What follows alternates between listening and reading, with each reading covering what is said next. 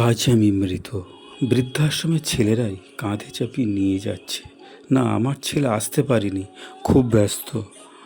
আমারও কোনো অভিযোগ নেই। শেষ কয়েকটা বছর যাদের সাথে কাটিয়েছি তারা তো আছে, আবার কি? একটার বেশি সন্তান নিইনি। যদি ওকে ঠিকমতো মানুষ করতে অসুবিধা হয়, আর নিলেই বা কি, হয়তো তারও হয়তো ব্যস্ত থাকতো। তবে হ্যাঁ, এই বৃদ্ধাশ্রমে কিন্তু আমার ছেলে আমাকে পাঠায়নি, আমি নিজে থেকেই এসেছিলাম। ওর মা মরে যাওয়ার পর আমি যেন সংসারের বোঝা হয়ে গিয়েছিলাম। সারা জীবন একটা ছোট্ট দোকান থেকে যা ইনকাম করেছি সংসারের চাহিদা মেটাতে শেষ করে ফেলেছি। সরকারি চাকুরি করতাম না যে পেনশন পাবো, তাহলে হয়তো পেনশনের টাকাটা বৃদ্ধ বয়সে কাজে লাগতো। যাক, ওর মায়ের কথায় বাড়িটা ছেলের নামেই করে দিয়েছি। ওর মা মরে যাওয়ার পর আমার ছেলের সংসারের অশান্তি লেগেই থাকতো, শুধু আমাকে নিয়ে। আমার শরীর খারাপ, সব কাজ কে করবে? আমার গাদা গাদা টাকার ওষুধ কে কিনবে? জানি না ভগবান বৃদ্ধ হলেই কেন এত অসুখ বিসুখ দেয়। এই অশান্তির মাঝে নিজেকে কেমন যেন অপরাধী অপরাধী মনে হতো। তবু নাতনিটির জন্য থেকে গিয়েছিলাম।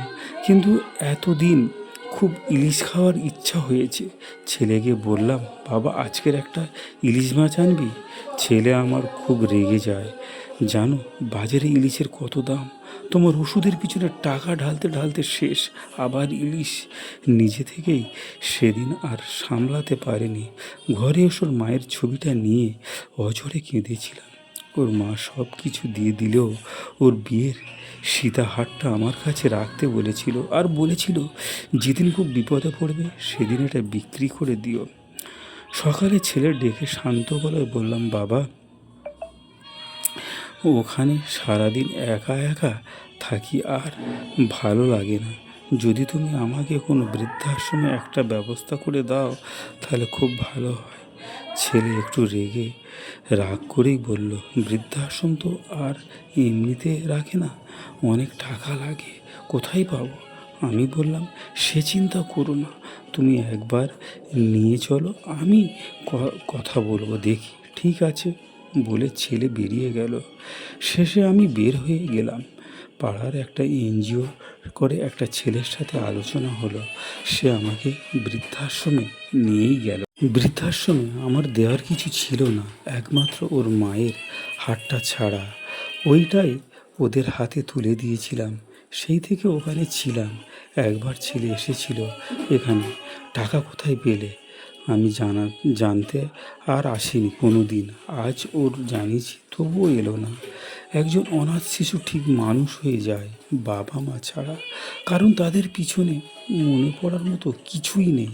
কিন্তু শেষ বয়সে বৃদ্ধ বাবা মা বাঁচতে পারে না সন্তান ছাড়া।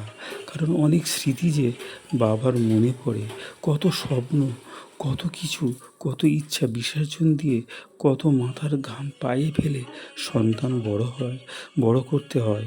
বারবার তার সামনে চলে আসে, তাই তাদের কষ্টটা অনেক বেশি। আমরা কি পারিনি? যারা আমাদের জন্য সব সুখ শান্তি ত্যাগ করে, আমাদের বড় করেছে, তাদেরকে বৃদ্ধ বয়সে সন্তানদের মতো দেখতে, তাদের ছোট ছোট চাহিদাগুলো পূরণ করতে একবার একবার করে দেখুন। তাদের হাসিটা দেখে যে সুখ পাবেন, লাখ লাখ খরচ করেও সেই সুখ কিনতে পারবেন না। বুক ফুলিয়ে বলুন, বাবা মা আমার সাথে নয়, আমার